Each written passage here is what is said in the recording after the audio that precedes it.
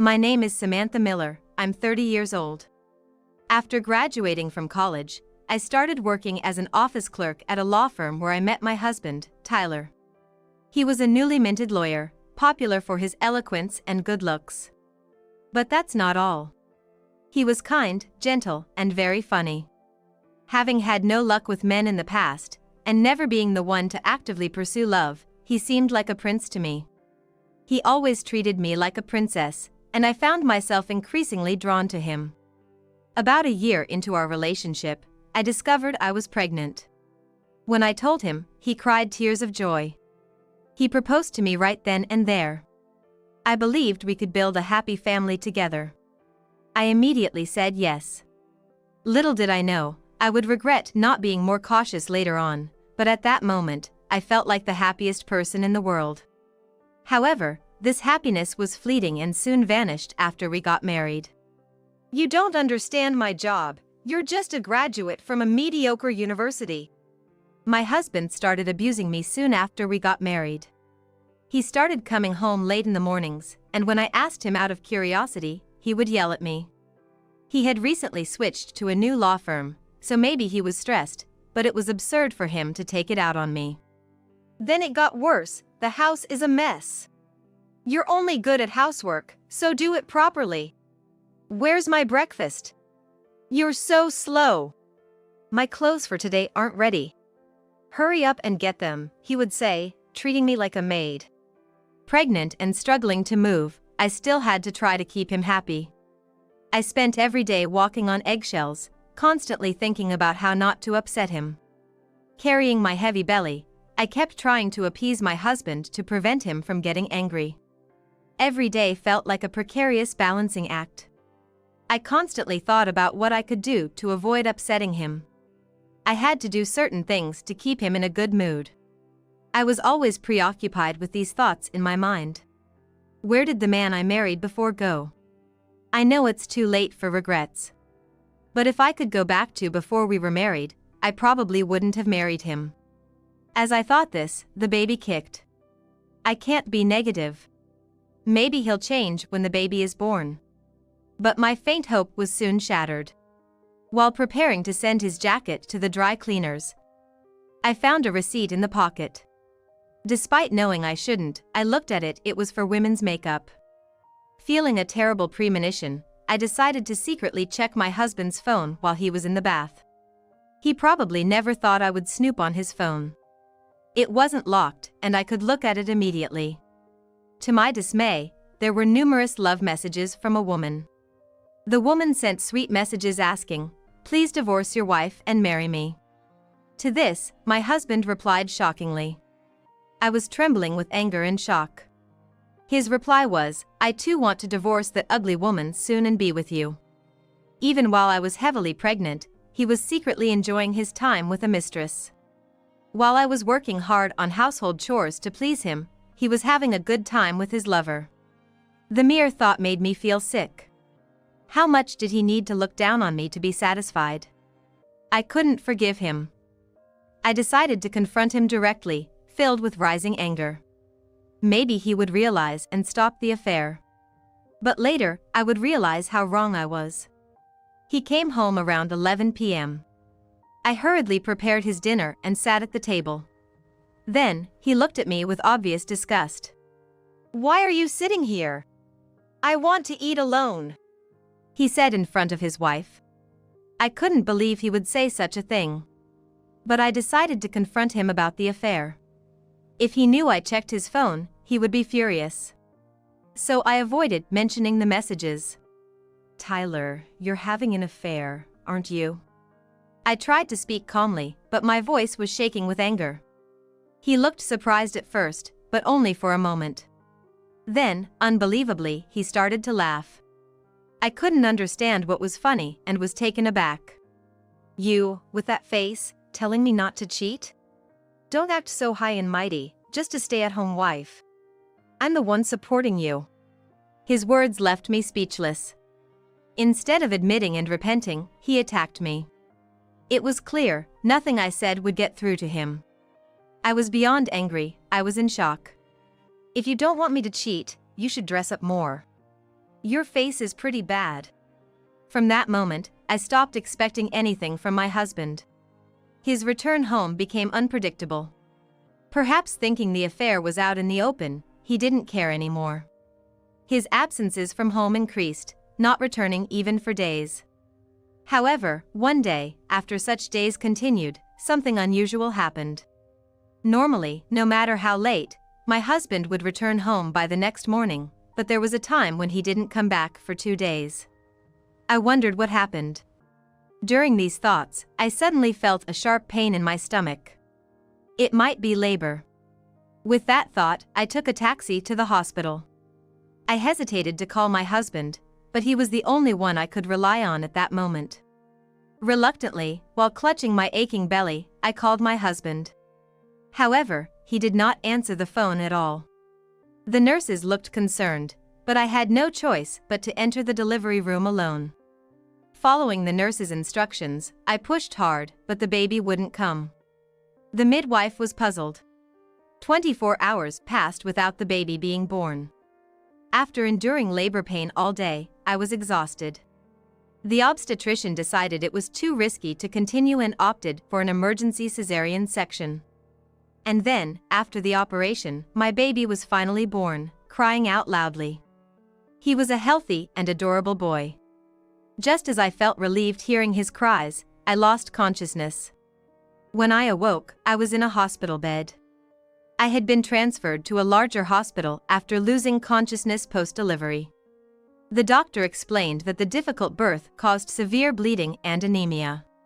Once conscious, I was soon discharged and able to return to the maternity hospital where my baby waited. I finally went home with my baby. In the end, my husband never came to the hospital to see me or the baby. When I returned home and lay down next to my newborn baby, I couldn't move my body as I wanted due to the aftereffects of the anemia from the difficult birth. Then, as if nothing had happened, my husband came home. He sighed upon seeing me, exhausted and unwell, without even a glance at his newborn child. Then he said something shocking. "With that face and body, I can't see you as a woman anymore. I'm going to my mistress." I couldn't believe my ears. That's not something one should say to a wife who has just given birth and is suffering from aftereffects. I couldn't understand why he would say something like that. Does he not know the difference between what should and shouldn't be said? As I was filled with anger, he added, "Oh, and I won't be paying any alimony. I'm the victim here for marrying an ugly woman." With that, he packed his things and left. Alone in the house, I was at a loss. He chose his mistress over me and our baby. I couldn't believe he would leave his newborn child for his mistress. I swore then to get my revenge. Soon after, he sent divorce papers, and we were officially divorced. He never held the baby, becoming a stranger to us. I was furious with my irresponsible ex-husband, but wanted nothing more to do with him. Alone and anxious, I started a new life with my baby, whom I named Alex. As he declared, my ex-husband didn't pay alimony or child support. I juggled multiple part-time jobs while leaving Alex with my parents. Working with a baby was incredibly hard. Alex often cried at night, and I struggled with sleep deprivation while working. My parents, seeing my struggle, helped care for Alex. Without their support, I would have collapsed. After 5 busy years, one day, I was dressing in a crisp suit, filled with hope. Alex looked at me curiously. "Mommy, you look so cool. Where are you going?" Alex's eyes sparkled with excitement. "Today is Mommy's first day at my new job." At my words, Alex smiled and said, "Good luck, Mommy." These past 5 years, while juggling part-time jobs, I studied hard to become a full-time employee. Today, my dream came true as it was my first day working as a full-time employee. Alex, now 5 years old, is cheering me on. He used to be so clingy, but now he loves kindergarten and eagerly prepares himself. Thanks to that, I could leave the house smoothly. After dropping Alex off at kindergarten, I headed to my new workplace with anticipation. I stopped in front of the beautiful office building. This law firm is now my workplace. As I opened the door to the office, I saw lawyers busily preparing for the day. Having once worked in a law firm as an office clerk, the scene felt nostalgically familiar. As I admired the setting, a young and beautiful receptionist approached me. "May I help you?" Her voice drew everyone's attention to me, including a disturbingly familiar man. When I said in a slightly raised voice, "I'm Samantha Smith, and I'm starting work here today," the man visibly shook, looking at me repeatedly. "Samantha! Why are you here?" he exclaimed, clearly shocked by my transformed appearance. Calmly, I replied, "I'm starting work here today. Is there a problem?" The man seemed panicked. Yes, the man was Tyler, my ex-husband. And the firm I had joined was his workplace. I had worked hard on myself, including dieting, so he probably hadn't recognized me when I entered. Tyler came up to me quietly and hissed, "Go home. You can't work here. Find another office job somewhere else." I responded in a normal voice, defiantly. "I'm not an office clerk. And I don't have to take orders from you." Tyler looked around in surprise. That was to be expected. I had never stood up to him from the time we were together until now. Seeing the defiant me, he looked perplexed. At that moment, the head of the law firm approached me. "Ms. Smith, we're looking forward to working with you. Do you know Tyler here?" The kindly-looking director asked me with a broad smile. I simply replied, "An acquaintance from the past." Tyler seemed relieved at my words. During the interview, I had told the director about becoming a single mother due to my husband's affair, and he had listened sympathetically, even shedding tears. He then decided to hire me as a full-time employee at this law firm. The director cheerfully guided me to Mr. Johnson's desk, who would be my trainer. "Ms. Smith is a promising new lawyer. Please teach her well." I greeted Mr. Johnson. Suddenly, Tyler burst out laughing. "Her, a lawyer? Impossible. It's got to be a lie." He clearly didn't believe that I was a lawyer. The director, a bit angry, said, "Tyler, what are you talking about? Ms. Smith is a lawyer. After her husband left for his mistress, she raised her young child alone while passing the bar exam. I hired her because of her hard work and dedication." The law firm was abuzz. Tyler finally seemed to realize that I was indeed a lawyer, looking at me in astonishment. And then, people around started looking at me with pity. The director continued. "Nevertheless, Ms. Smith's husband is terrible. If we find him, we'll sue and get a substantial alimony. This law firm will stand by you," the director kindly assured me. Ever since the interview, I thought the director was a good person, but his kindness moved me even more. I felt fortunate to be able to work under such a director. Meanwhile, Tyler, my ex-husband, looked pale. After Tyler left for his mistress, I studied desperately and took the bar exam. I could have attended a prep school, but juggling work and parenting made it difficult. Not to mention the cost. I wanted to save every penny for Alex's future. So I decided to study on my own. Everyone said it was impossible, but my parents supported me and took care of Alex during my exams. After nights with little sleep and hard study, I passed. I deliberately chose to work at Tyler's law firm as a way to get back at him. Fortunately, the director was very kind and considerate of my situation. I had experience working as a clerk at a law firm, but this was my first time as a lawyer. There was so much to learn, and I often stayed late due to my inexperience. Mr. Johnson, my trainer, was always kind in teaching me. He was 5 years older than me. A 35-year-old divorcee? I discovered during our chats. Surprised at our common ground, I felt fortunate to have such a kind person as my trainer. I enjoyed my work every day. Tyler would always look at me with a puzzled expression. The office knew he was divorced, but not that I was his ex-wife.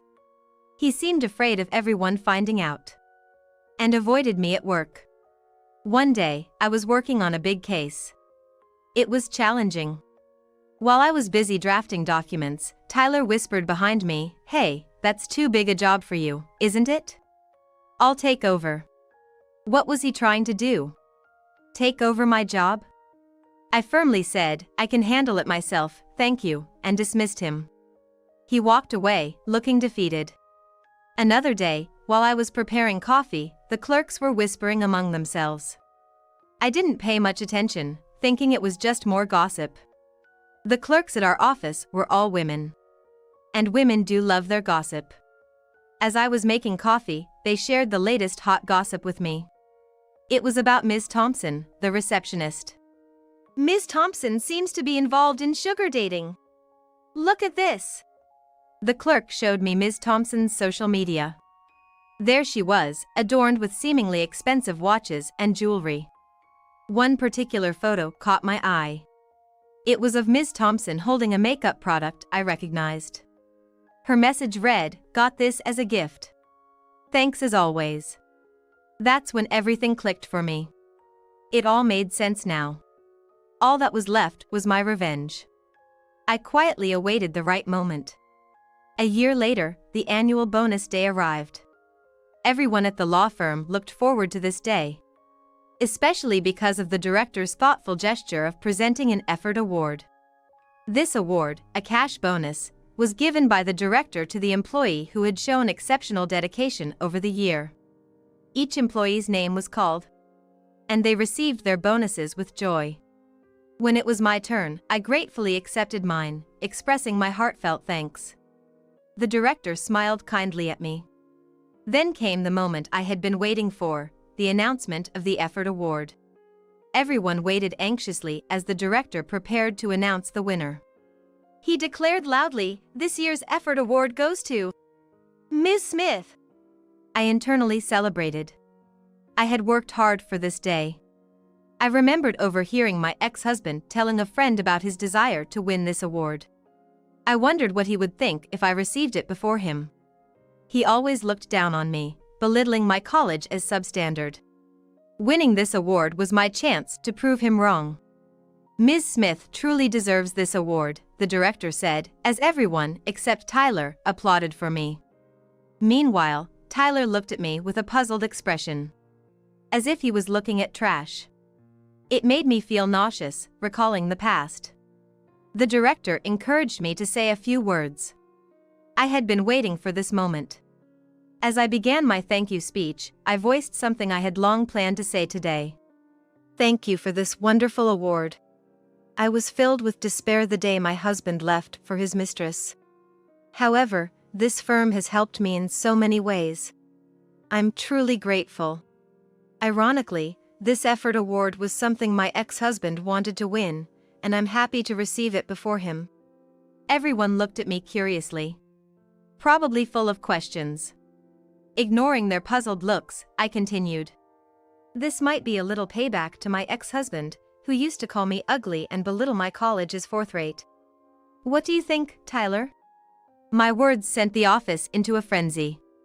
Everyone looked at Tyler in disbelief, unable to imagine that he, usually so unassuming, had looked down on his wife. Tyler, flustered, blurted, "Samantha, what are you saying? Everyone, don't listen to her. It's all lies."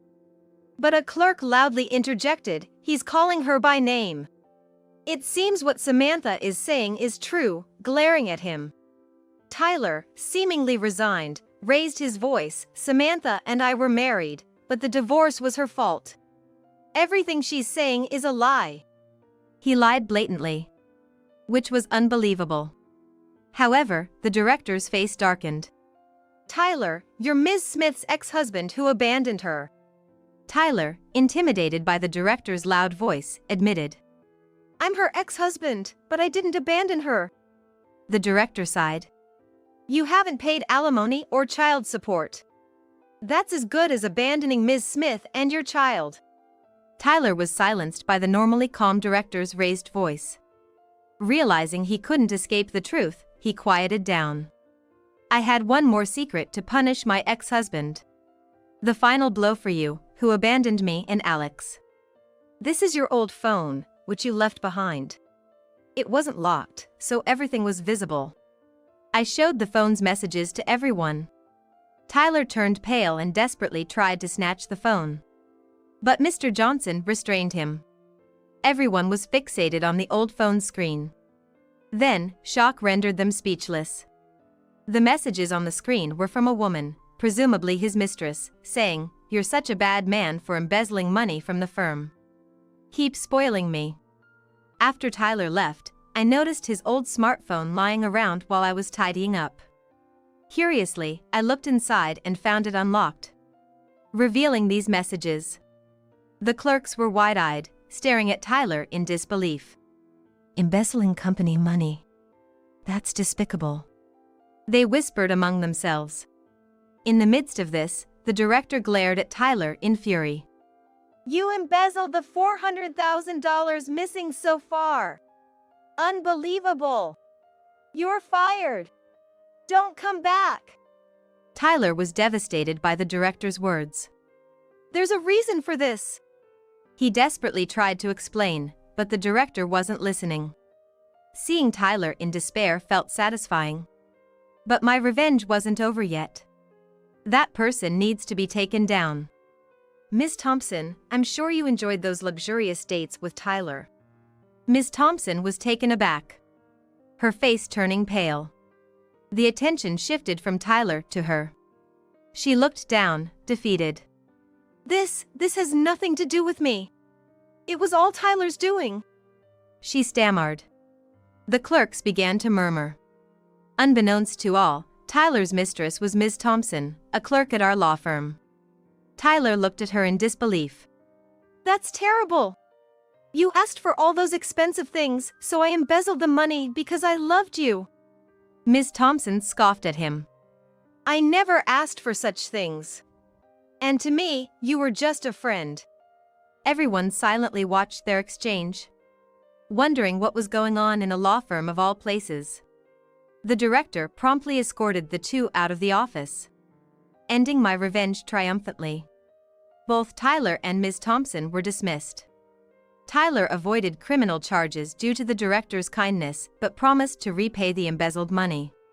Tyler, who arrogantly assumed he'd easily find another job, quickly learned that the legal community was small. His embezzlement and affair were well known, making it impossible for him to find work as a lawyer. Indeed, that seems to be the case. A legal expert abandoning his wife was a serious issue for any firm. Despite being a lawyer, my ex-husband was foolish enough not to understand the consequences of his actions. Now, he's reportedly juggling part-time jobs to repay the embezzled money, a situation he's been forced into due to his own misdeeds. Meanwhile, Ms. Thompson, the mistress, lost interest in Tyler once the money was gone and reportedly moved on to another man. She truly is a woman who never learns her lesson. Their fate no longer concerns me. I just want them to live their lives away from me. Time passed, and peace returned to the office. The director was his usual cheerful self, and the clerks chatted away each morning. I was busy working as a lawyer. And Alex, who was now quite independent, supported me wholeheartedly. On early workdays or weekends, I made sure to spend quality time with Alex. During this time, I started dating Mr. Johnson, my trainer. Initially, we were just divorcees sharing drinks and work advice. But over time, something sparked between us. Looking back now, I might have been in love with Mr. Johnson since that time. However, due to my failed marriage, I had to be cautious. But Mr. Johnson told me he would wait for me forever. I had become somewhat afraid of men because of my ex-husband, but Mr. Johnson's kindness gradually healed me. As I continued to date Mr. Johnson, what mattered to me the most was Alex's feelings. If Alex ever had negative feelings towards Mr. Johnson, I was ready to end the relationship with him immediately. However, contrary to my concerns, Alex really liked Mr. Johnson and was always around him. Mr. Johnson also treated Alex like his own son, loving and caring for him. I'm sure we can become a happy family. In the future, I hope to build a happy home with Mr. Johnson and our son.